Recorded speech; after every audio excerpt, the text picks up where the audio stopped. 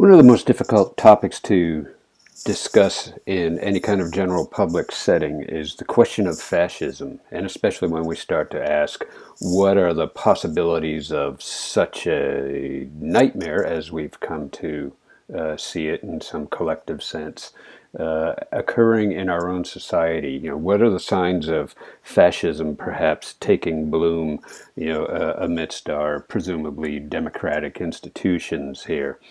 And so that's one of the things I want to explore in this particular video.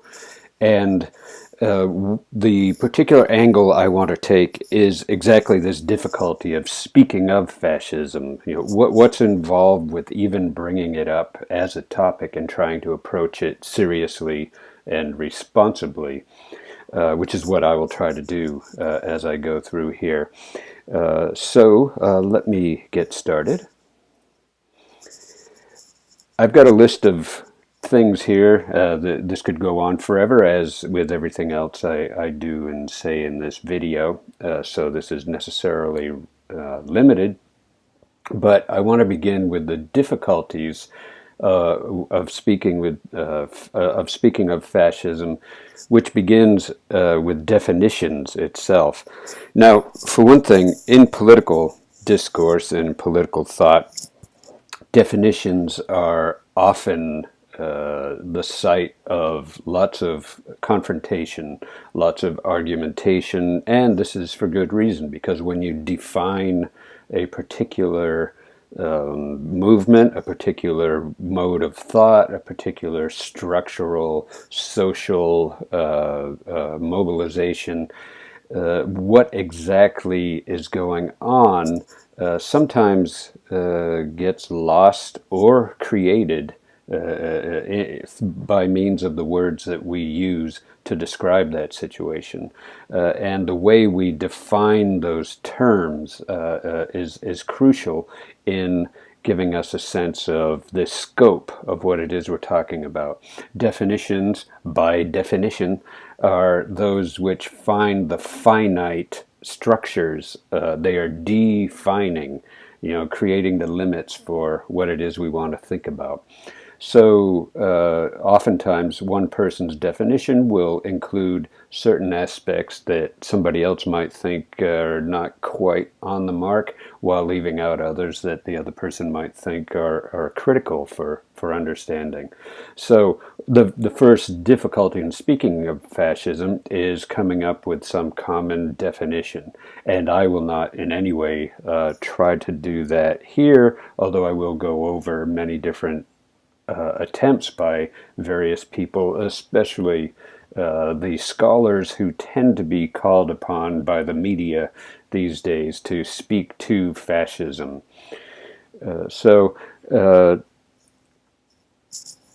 One of the other difficulties with this is that the term fascism, as with many other labels, political or otherwise, are often used indiscriminately.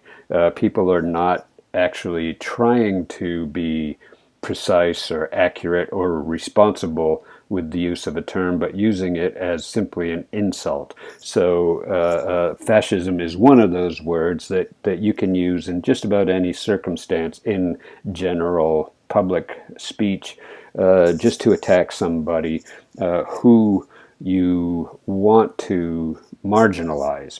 The difficulty or the danger with that particular habit is that then what do we do when there's somebody who actually does espouse fascist beliefs or is setting in motion certain fascist tendencies, whether these are beliefs or even conscious or not?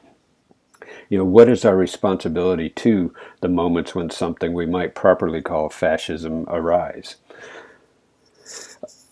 This comes up as a problem then because of the indiscriminate use of labels. Academics have tended to be, in my perspective, overly cautious in the way they restrict the use of these words. I see a kind of impossible drive for semantic purity among many academics that would, in reality, be pretty impossible to fulfill, even in the historical discussions of various fascist movements and leaders in Europe, in Latin America, in other parts of the world.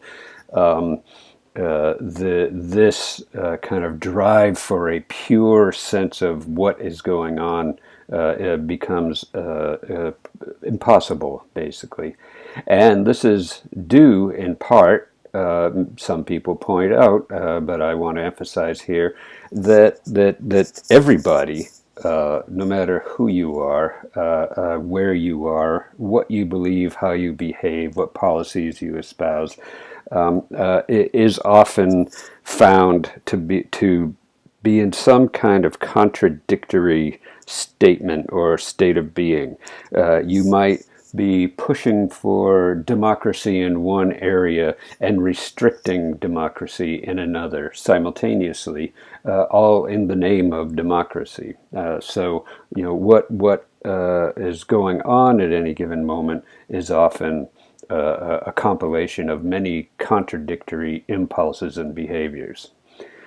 This comes to the next point, that the movements themselves, the social conditions in which fascism has historically flourished, in places where people will actually say, yes, that was fascism, are ambiguous themselves and often due to opportunistic alliances among the elite groups in a given society.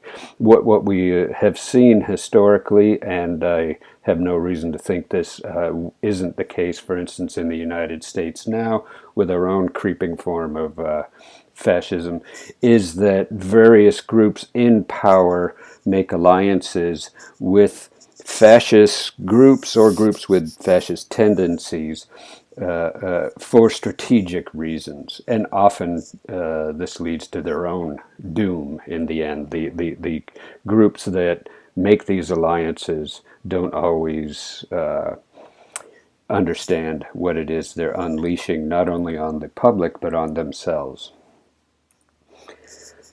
This is in part also due to the fact that any social structure is complicated. That when we come up with definitions, we want things to be as simple as possible, but that particular drive or impulse is often coming up against the complicated, contradictory, ambiguous nature of social reality itself, which doesn't mean that we can't come to some kind of temporary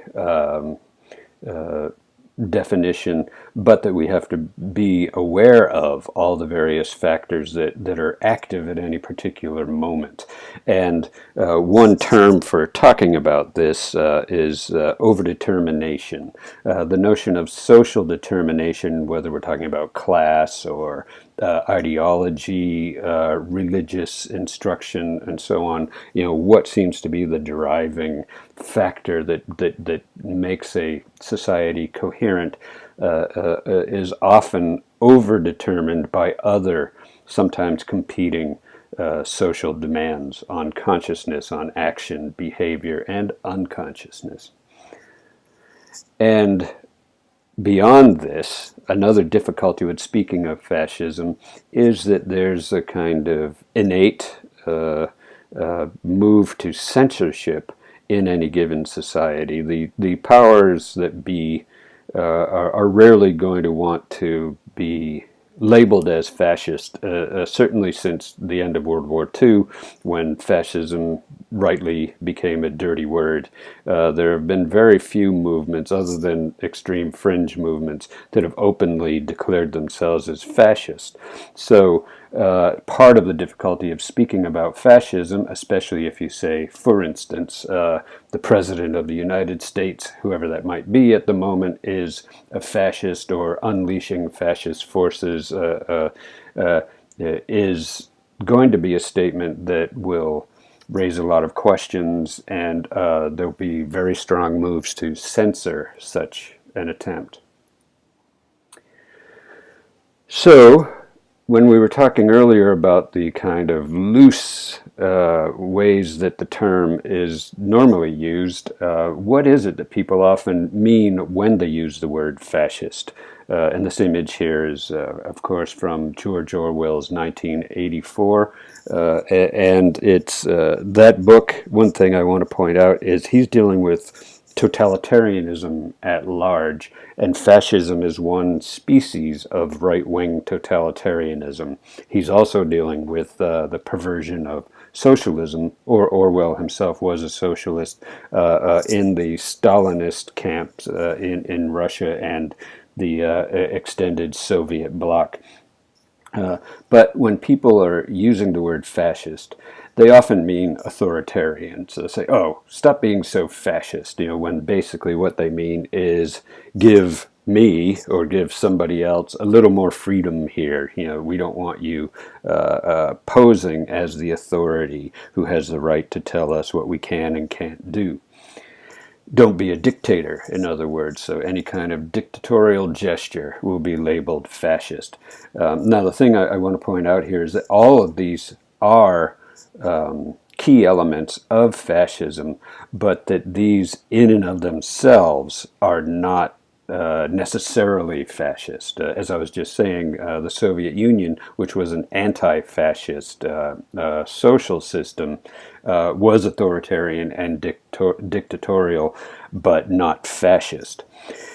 Intolerant, I would say, in public speech, this seems to be the most common actual meaning of the word fascist when people use it, and this has become the use among right-wing media, for instance, when they are portraying various social movements that are opposing the things that the right-wing media would praise or hope for. They often attack the opposition because of their intolerance, the perceived intolerance, and so this label of intolerance is interestingly and paradoxically, especially when being used by the right-wing media, a kind of contradiction, because what is often favored is a kind of intolerance, whether that's some kind of religious intolerance, a political intolerance, and so on. Questions about gay marriage, for instance, bring up the question of freedom here. So one group that might be calling for freedom to use automatic weapons in the classroom might at the same time say, I don't want a gay teacher. So the tolerance is often overlooked. Intolerance is often overlooked when it happens to be an intolerance that you favor. And again, ironically, those people speaking out against such intolerance now, more often than not, and I think this is purely a propaganda move, are labeled as intolerant themselves or fascist. Antifa is fascist, when actually the title Antifa, for instance, means anti-fascist. So you get into all kinds of contradictions about what might actually be going on. Racism is another aspect that will bring up the term fascist. And again, most, not all, but most modes of fascism employ a kind of racist ideology and terminology in order to draw the population together as a nation, as one people, as opposed to all the other people who are perceived as enemies, as threats in some kind. So racism is usually a pretty good tool for trying to keep a population knit together, in this us versus them kind of mentality. And this also is this is the opposite expression. It's a natural expression of a kind of ultra-nationalist perspective. My nation above all. When Donald Trump, for instance, declared in his inaugural speech, America first, this was seen by many people, not only around the world, but in the United States, as an ultra-nationalist and proto-fascist statement. It could cause lots of problems, as we not only as a nation and a people, but as a world, try to go on from here. Some of our famous and favorite fascists that we like to point to, we rarely like to point to ourselves, but the ones that we often do think about are, of course, Mussolini, the sort of original fascist, the one who in fact came up with the term as we use it now in Italy, followed soon by Hitler, and you can see them sitting here together. They had their particular pact during World War II, leading up to it and during World War II. Francisco Franco in Spain, and for those of us studying Pan's Labyrinth, he will be the primary fascist leader. It's Francoist Spain that is the backdrop for the totalitarian system that the young girl finds herself in Pan's Labyrinth.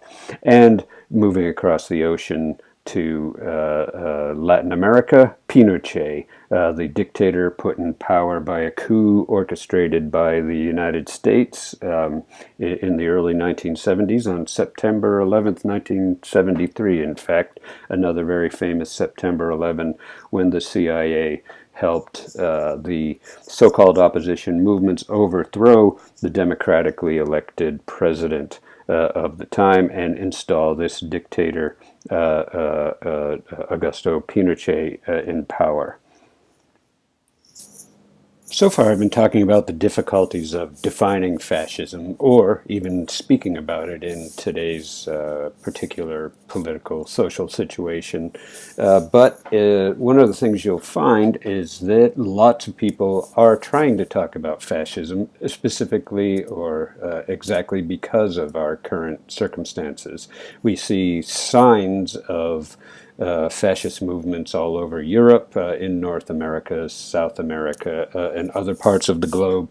And so the question is, as Sinclair Lewis had famously asked, can it happen here? And his answer, which was not actually his answer, but the belief he was trying to challenge, it can't happen here, in his famous work. So I want to take a look at how some Anglo-American academics of the last 20 years have approached this question. And again, the reason they have is because the issues facing us concerning fascism have come to the forefront again for a lot of reasons. And so one of the most famous definitions is that by Kevin Passmore in his famous book, Fascism, A Very Short Introduction. And I'll go through some of the points he is looking at that give us a sense of what the key elements are of fascism, reminding you up front that no single one of these constitutes fascism by itself. It's a certain kind of family relationship among these various elements that we would have to look to and look for, which then makes the definition all the more difficult, because which ones are the key elements, which ones can you and can't you leave out and still have fascism. But in any case, in Passmore's list, we begin with ultranationalism. And this is, in many ways, this one of the things I want to challenge by the end of this presentation is not the notion of nationalism, but the notion of the importance of nation-state in defining fascism, especially in its perhaps current formations. And this will sound paradoxical to just about any scholar of fascism, because fascism has historically based itself on a kind of ultra-nationalism, a question of the nation and of the people who make up the nation. If you keep in mind the roots of the word nation, which nativity is one of our English permutations of the natal center in the hospital and so on, prenatal centers. And we were talking about birth and people born together from the same womb, so to speak. This is part of the nationalist fantasy, is that people are born from the fatherland, from the motherland, whatever it might be, but are all one people, and those who are not part of the nation are, by definition, outside of the nation. They are not born of the same mother, the same father, and so on, if we carry this fantasy through to its conclusions. So ultranationalism is one of the key features, and the rise in the movements of ultranationalism in the United States, certainly, and especially again, the example of Donald Trump comes to many people's minds. What is behind his ultranationalism, or what is he hoping to harness by appealing to these ultranationalist sentiments, but also the ultra-right movements in Europe, and most recently in Brazil, with the election of the who many would not hesitate to define as a fascist, Bolsonaro in Brazil, who was presumably working with various figures that are orchestrating a kind of global ultranationalist, right-wing, and proto-fascist, if not outright fascist, movement across the globe. So another key feature here, and this is where someone like the stereotypical image of the Hitler, for instance, that Charlie Chaplin so beautifully captured, the charismatic leadership, the leader who is worshipped by the people and can do no wrong, and this again. I'm mainly using the example of Donald Trump because these all come up in the media over and over and over again in response to the things that Trump is doing and saying. His statement that he could stand out on 45th Street and shoot someone and not lose any of his followers is a very much pointing to this kind of charismatic nature of his leadership. The kind of hypnotic effect he could have of doing anything without losing his followers, which makes it possible for dictatorship. This is the fear that are presumably Republican in the original sense of a republic, the formation of systems coming together as a republic. Mode of government was specifically designed to forestall the oncoming of a dictatorship. That's why the separation of powers was so crucial, and why the perception of erosion of those separation of powers is especially frightening. Whether we're talking about fascism or any other kind of dictatorship, when the Supreme Court and the Senate, the House of Representatives, and so on, no longer act as a check against executive or presidential power, where are we left? That's one of the questions that worries many people.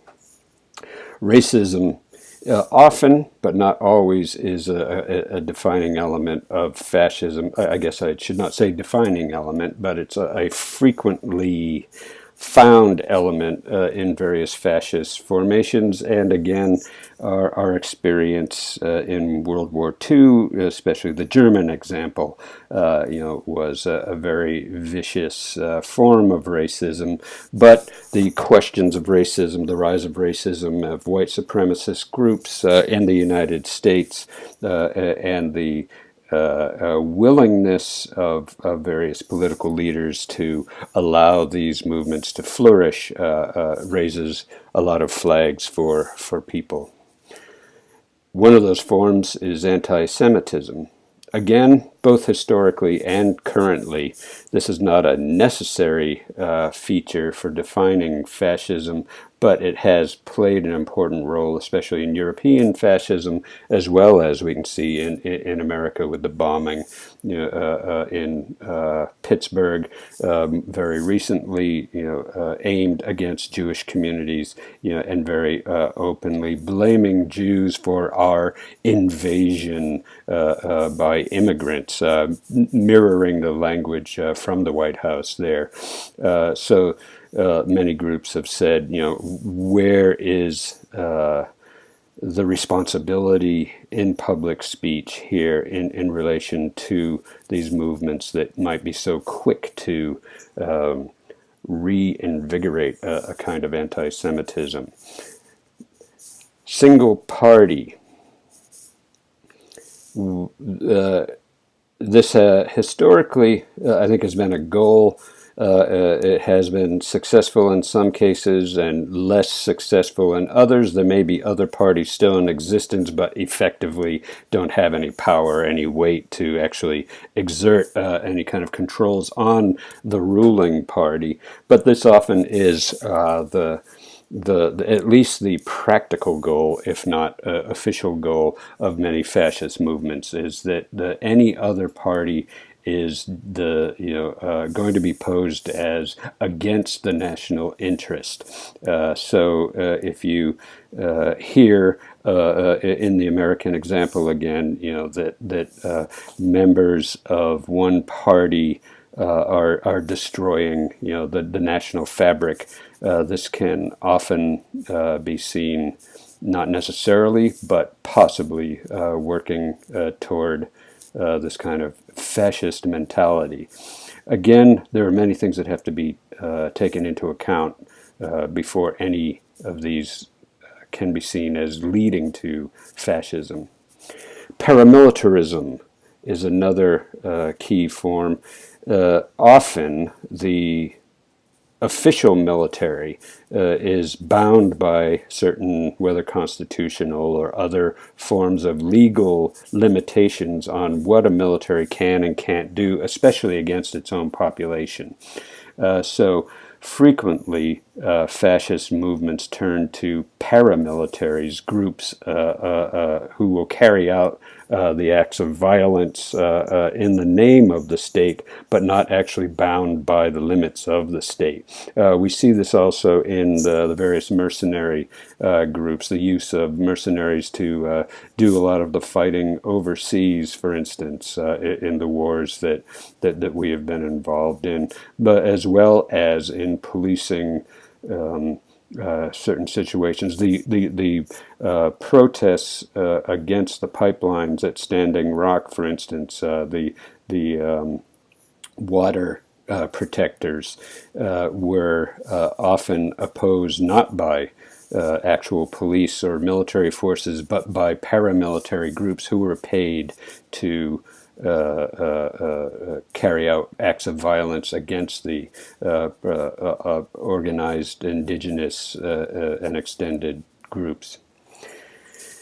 Which brings us to the violence, actual or threatened. And this is, within the history of fascism, not only is there the reality of violence, but the violence is often fetishized. It's one of the key elements of Italian fascism, for instance, was this kind of aestheticization of violence. There was a celebration of the power of being unleashed through these acts of violence that would purify the nation.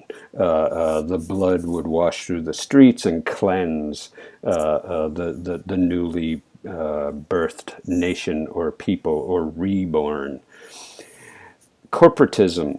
Now this term causes a lot of confusion in most discussions of fascism today, especially sort of casual discussions in the media, because it's often assumed that when Mussolini, for instance, talked about fascism as a marriage of the corporations and the state, he did not mean the capitalist multinational corporations that we think of now as AT&T, for instance, the weapons industries, Wall Street bankers, and so on.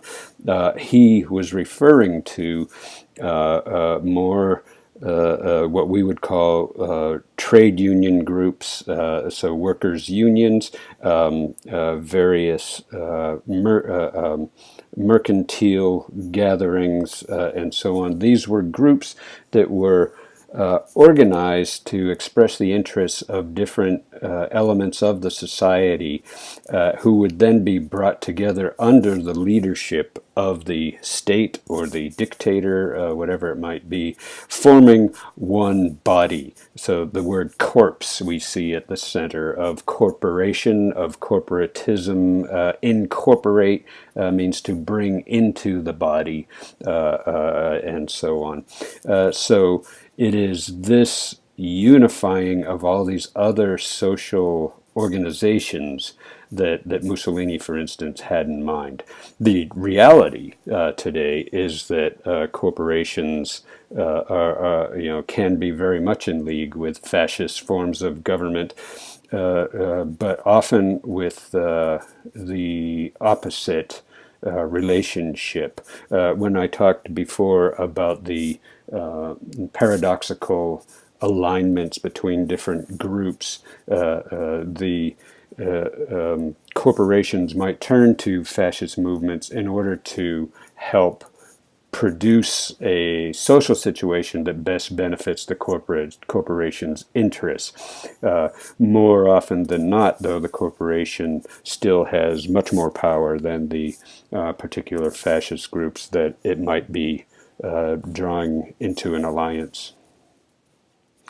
Totalitarian ideology, one of the most famous elements of fascism, rightly so. This is referring to the notion that all of society is brought together into one whole, that it is totally dominated. The body, the corporation, the nation is under total control in every facet of life, in order to contribute to this new expression of the nation. And often this, therefore, comes directly in opposition to liberalism.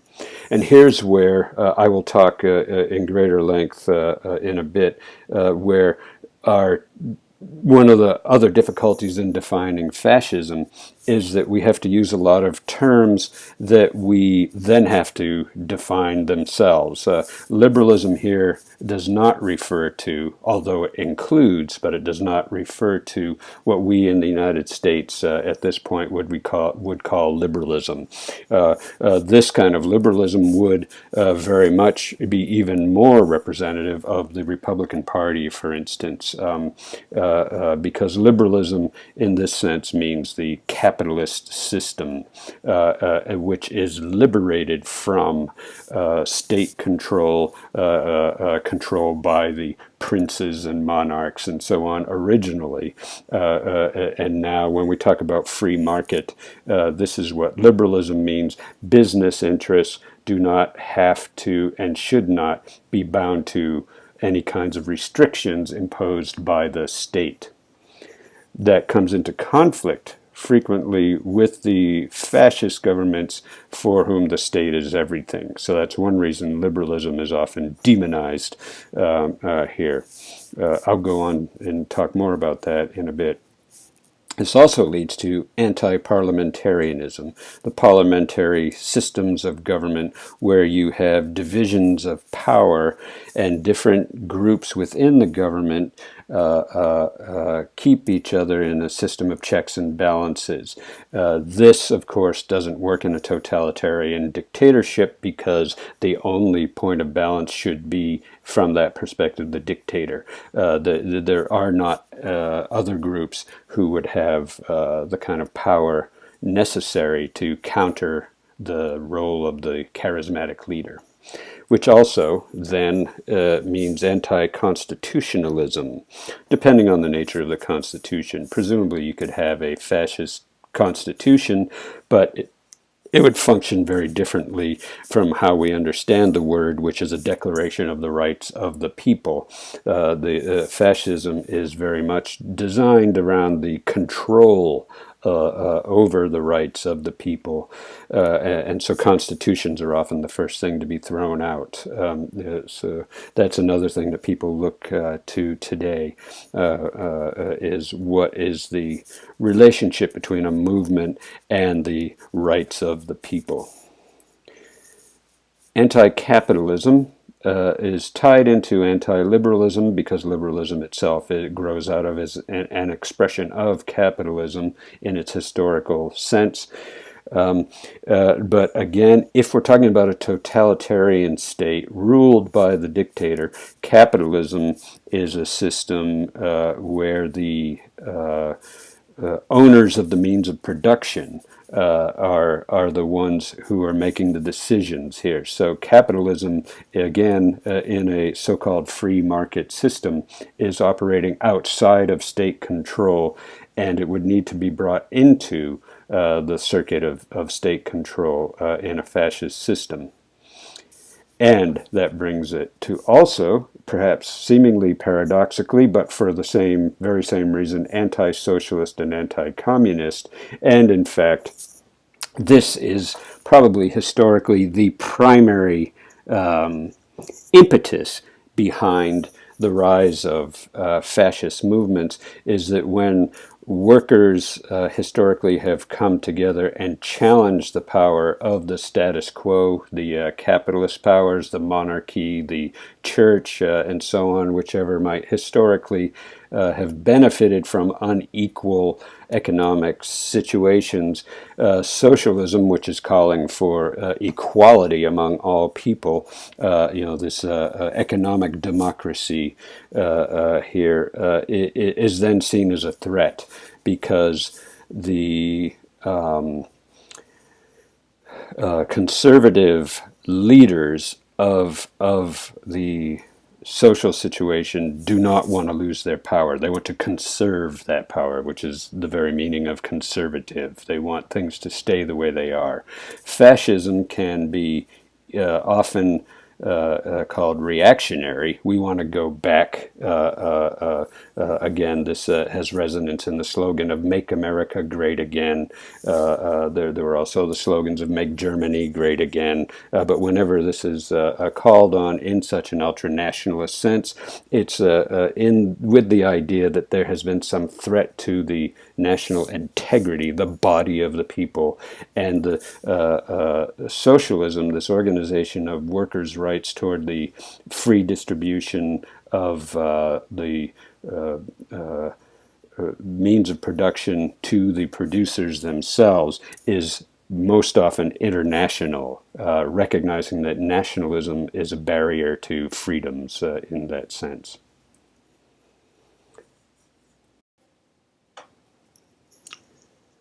So to continue with Passmore, let's take a look at his definition of fascism, and it'll span, I think, 3 slides here.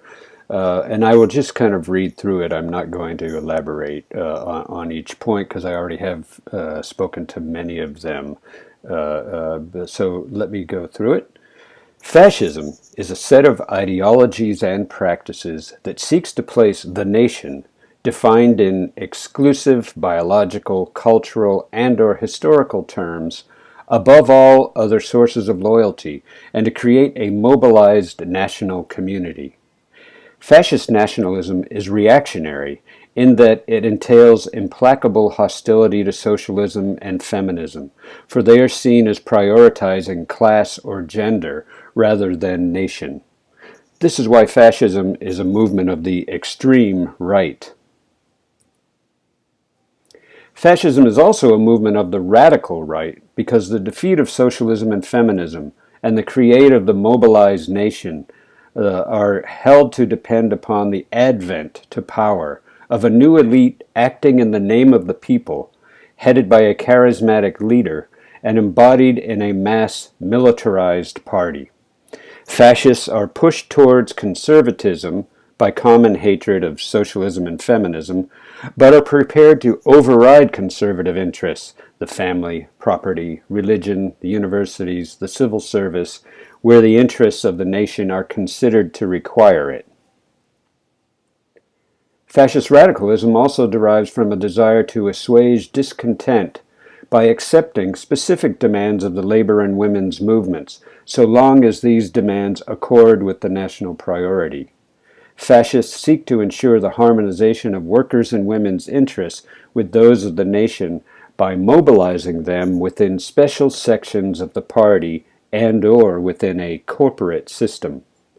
Access to these organizations and to the benefits they confer upon members depends on the individual's national, political, and/or racial characteristics. All aspects of fascist policy are suffused with ultranationalism. And another often cited scholar in discussions of fascism today is Roger Griffin, who has several books on fascism. I'm quoting from an essay in a collection here, the essay called The Palingenetic Core of Fascist Ideology from 2003.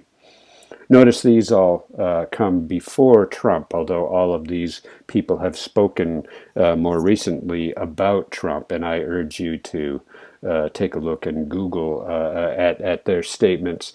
And this is a good point for me to say that this entire discussion, in many ways, really doesn't have much to do about Trump, that Trump is a particular symptom at this particular moment in our society that draws together a lot of these elements that we are looking at and that many people are concerned with. I'll go on about that in more detail in a bit. So from Roger Griffin, and palingenetic here means the giving birth to.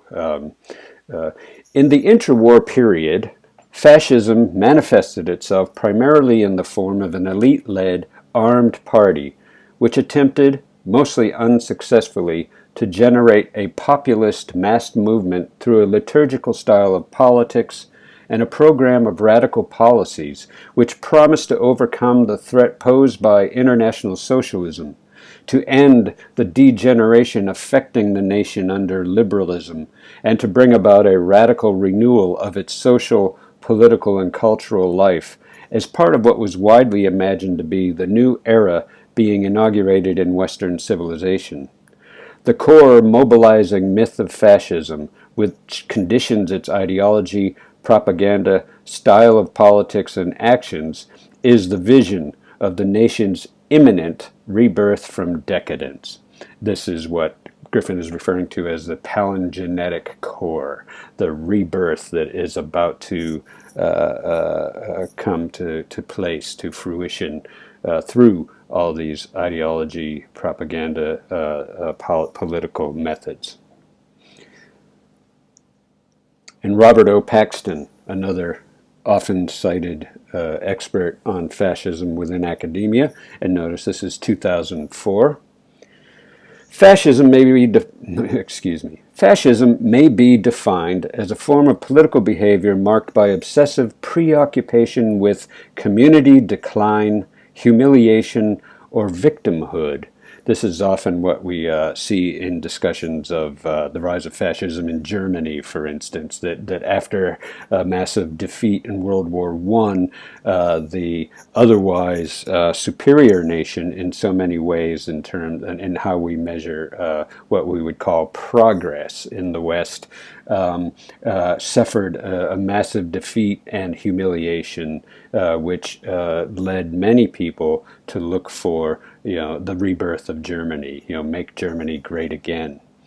And by compensatory cults of unity, energy, and purity, in which a mass-based party of committed nationalist militants working in uneasy but effective collaboration with traditional elites. There's that collaboration, the alliances I've been talking about all along, the traditional elites, the business owners, the church, and so on, who work with the fascists in order to try to squash the socialist movements, basically, abandons democratic liberties and pursues with redemptive violence and without ethical or legal restraints goals of internal cleansing and external expansion. So, one of the things I like, especially in Paxton's book, is this list of what he refers to as mobilizing passions. And he's one of the figures who, for better or worse, is most wary, we could say, of trying to feel comfortable in any kind of definition we would have of fascism. But we can point to certain elements or these mobilizing passions as common to most fascist formations. A sense of overwhelming crisis beyond the reach of any traditional solutions. The primacy of the group toward which one has duties superior to every right, whether individual or universal, and the subordination of the individual to it. The belief that one's group is a victim, a sentiment that justifies any action without legal or moral limits against its enemies, both internal and external. Dread of the group's decline under the corrosive effects of individualistic liberalism, class conflict, and alien influences. The need for closer integration of a purer community, by consent if possible, or by exclusionary violence if necessary. The need for authority by natural chiefs, always male, culminating in a national chieftain who alone is capable of incarnating the group's historical destiny. The superiority of the leader's instincts over abstract and universal reason. We see a lot of this coming up, the question of the ability to reason, to be logical, to make deliberative judgments, and so on, or the lack of those abilities. The beauty of violence and the efficacy of will when they are devoted to the group's success. The right of the chosen people to dominate others without restraint from any kind of human or divine law, right being decided by the sole criterion of the group's prowess within a Darwinian struggle. So now I want to come to sort of my major point in here, because up to this point I've been mostly trying to give you a sense of how different experts have defined fascism and why it is important today. But here's my major point, and that's that the problem with definitions lies in the is question. And so if we take a look at my first point here, so-and-so is a fascist. I think the difficulty here is that once we actually put a name to this, whoever this might be, and I've been talking about our kind of obsession with Donald Trump right now, for better or worse, if we say Donald Trump is a fascist, the difficulty is, first of all, what is our definition, and does this person meet all the qualifications that go into that definition? But also, whenever you say someone is something, the easiest response is to say, no, they're not. That person is not. And then you don't really get any farther along. So one of the things I think is important today in many areas of social life, especially the complicated and conflictual areas where we tend to have difficulty coming to various agreements and allowing others certain kinds of expression, is that we want to say somebody is this or that. But it's so easy, as I said, to say, well, no, they are not. This person is not that. And it's as if a belief, a movement, a gesture, a policy, whatever we might be pointing to, defines the person through and through. And it's, at the very least, I think, as we take a look at my second point here, perhaps we're heading in a more flexible and responsible way of talking about this if we say so-and-so displays fascist tendencies or democratic tendencies or racist tendencies or liberal tendencies or whatever it might be. It takes us into a whole different type of discussion to say, okay, let's look at these tendencies that seem to be displayed, and then we can, judge to what extent we agree that this is or is not in play. But we're not any longer talking about the being, the defining being of an individual or a state for that matter.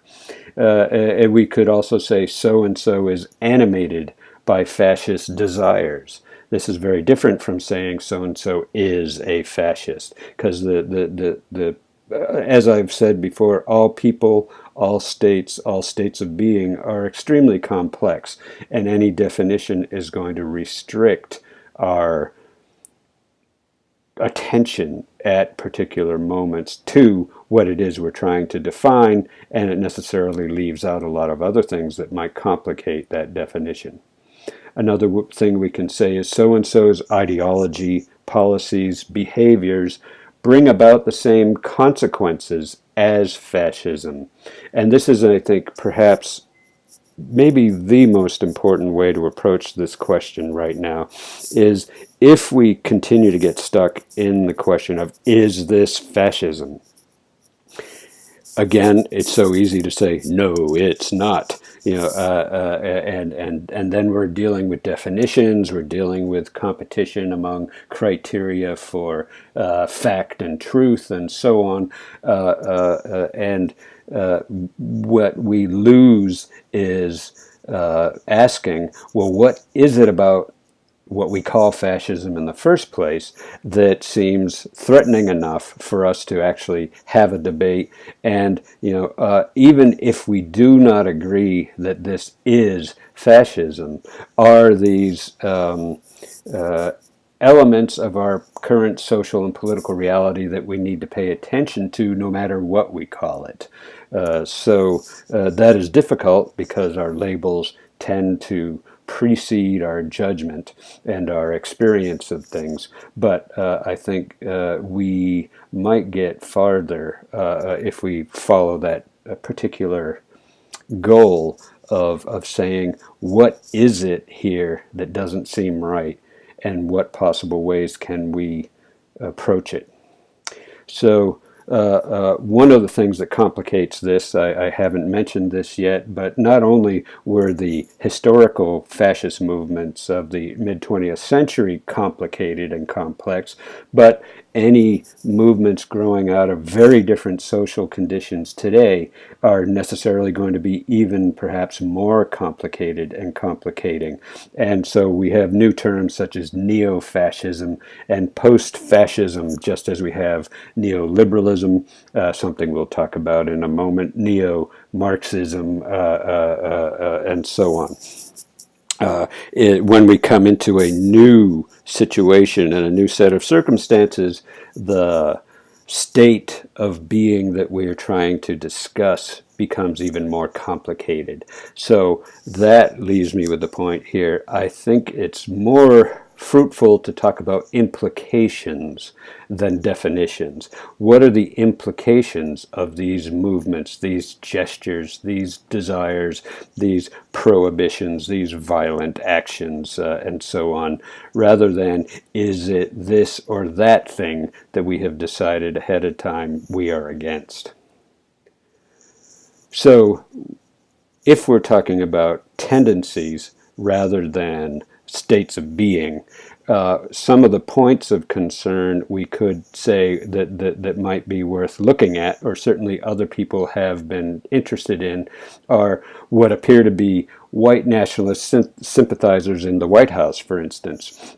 Many of these gone now, but for what reason, we could speculate. Steve Bannon, one of the primary architects of the ultra right across the globe, he's been working endlessly in Europe and presumably in Latin America, in Brazil as well, in trying to help establish what he calls economic nationalism, but many people see as a kind of different version of white nationalism. He very much rejects that label. It's worth asking questions about it.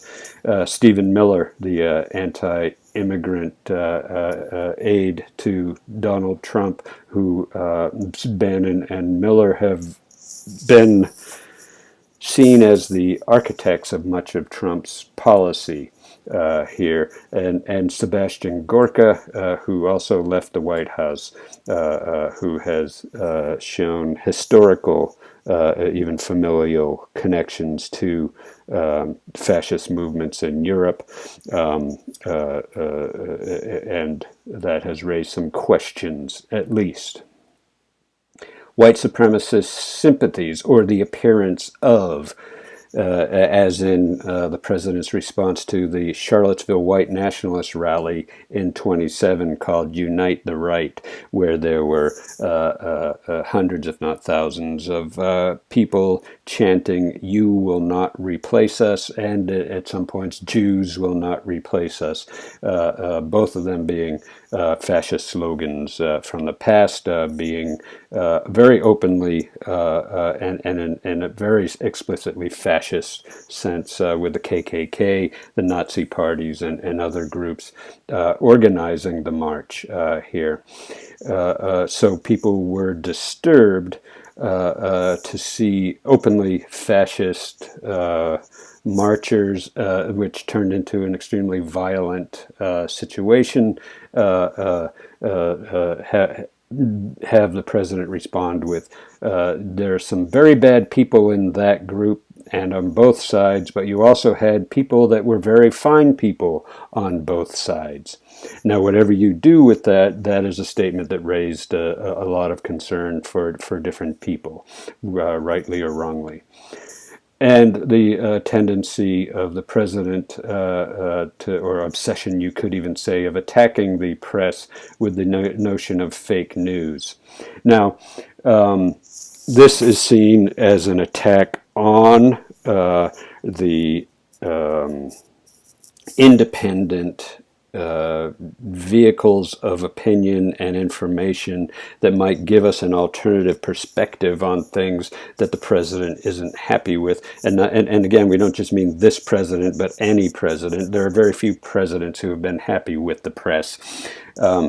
This attack, though, on fake news and kicking people out of the press conferences and so on, has struck a note of alarm in many people as well. I would say, though, and I've mentioned this in our Facebook group, that especially for those of you who are students of journalism, the question of fake news does not begin and end here, and it is not by any means simply a right-wing fantasy. You might be interested in taking a look at the work of Noam Chomsky, especially the famous work Manufacturing Consent, for an earlier, very different perspective on the responsibilities and lack of in the media. And one of the most commonly referred to issues, the question of racism, defining Mexican immigrants as criminals, drug smugglers, and rapists, the Muslim ban, the expression about shithole countries, primarily people of African descent, either in Africa or in the Caribbean, the trial of the Central Park Five, the 5 African-American boys who were charged, as it turns out wrongly, with the rape and murder of a woman jogging in Central Park, and the president calling for the imposition of the death penalty on them, and it turned out that they were declared innocent.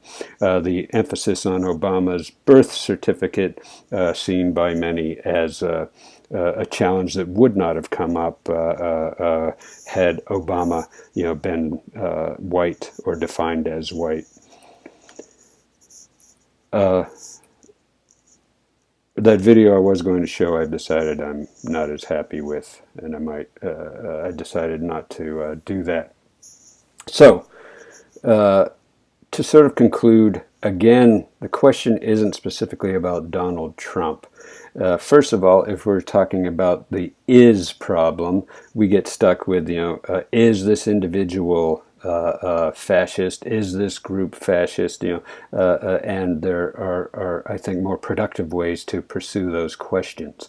Another is to recognize, as many people say, that Donald Trump and any president, any figure, it's perhaps more beneficial to see that figure as a symptom of proto-fascist tendencies in our culture that have been around, you could say, for over 100 years, certainly, if not going back before the Civil War.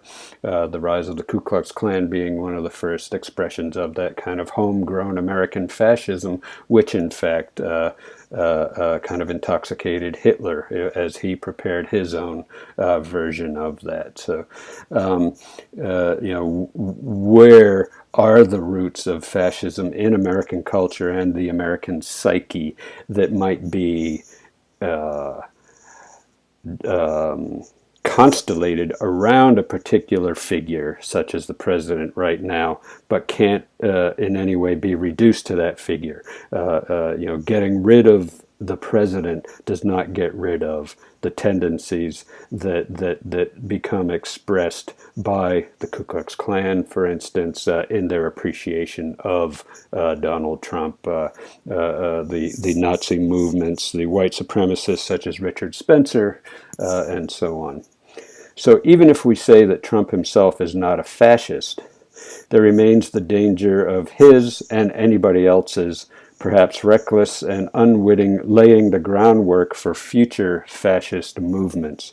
So this is maybe my final point in relation to the is question, is that if we get stuck on loving or hating any particular individual, we miss the social trajectory that gave rise to our fascination with that individual in the first place. And if we get rid of that person under questionable means, that doesn't get rid of the social forces that gave rise to what made us uncomfortable. So what is it in the national psyche that might need attention no matter who is occupying the White House? So to bring this discussion to a close, let me turn to some very different ways of framing what I see as important consequences of the discussion we've just had of the nature of fascism, the tendencies we should be on the lookout for, and so on. And that is that, as I suggested, traditionally and historically, in many ways, sort of just by the nature of the phenomenon, fascism has been associated with the state, and the ultranationalism has historically been tied to the state as well. I want to suggest in ways that I can't actually answer myself. These are questions I'm pursuing in my own work, my own life right now. In what ways, after the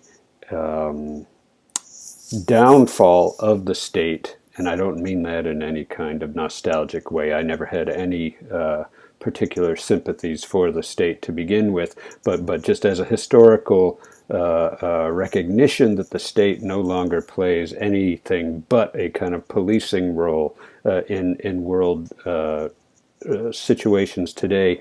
In what ways would fascism perhaps be mutated into a different mode of organizing the people beyond the state? And I think one of the things to be on the lookout for, especially as we talk about things such as the Matrix movies, for instance, is digital ways of mobilizing populations and consciousness that go far beyond the state.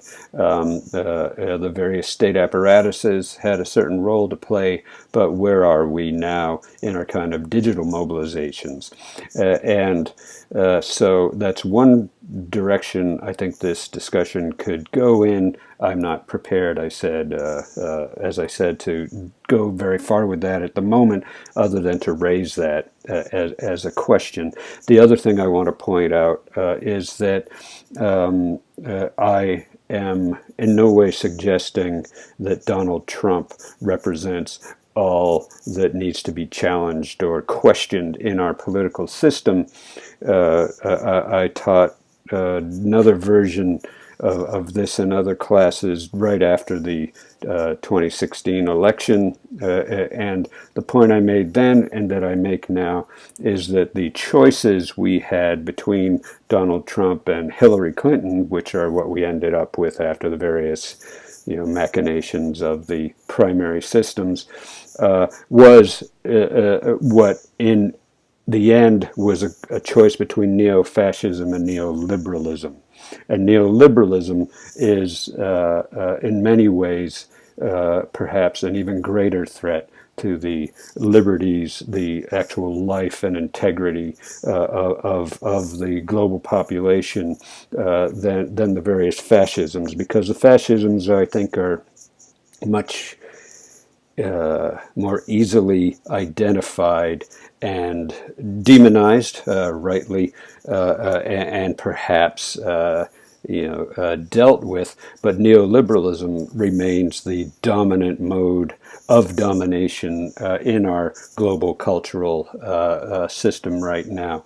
And that was very much the movement represented by Hillary Clinton in the 2016 election, and by many of the Democrats who have so-called thrown their hat in the ring coming up in the future. But I also want to say that neoliberalism is not a democratic phenomenon. In fact, it was Richard Nixon who initially inaugurated what became neoliberalism in the United States approach to the rest of the world and its continuing reach of global domination, especially influenced by the Chicago Economic School and their influence on Henry Kissinger, and as I mentioned before, the overthrow of the democratically elected president of Chile and the installation of the fascist dictator Augusto Pinochet on September 11th, 1973.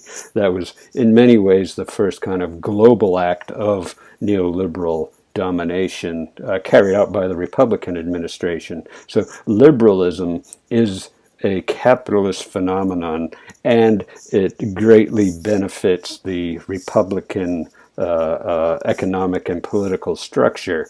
But when we get lost in our kinds of political definitions that we have today, liberalism becomes equated with a certain kind of ethical attitude toward human rights and so on, which I don't in any way mean to denigrate, but to at least distinguish from the economic implications of liberalism, which means freedom, so to speak, of the corporations to exploit the peoples of the world, freedom from government control, which might otherwise protect or not the rights of the people.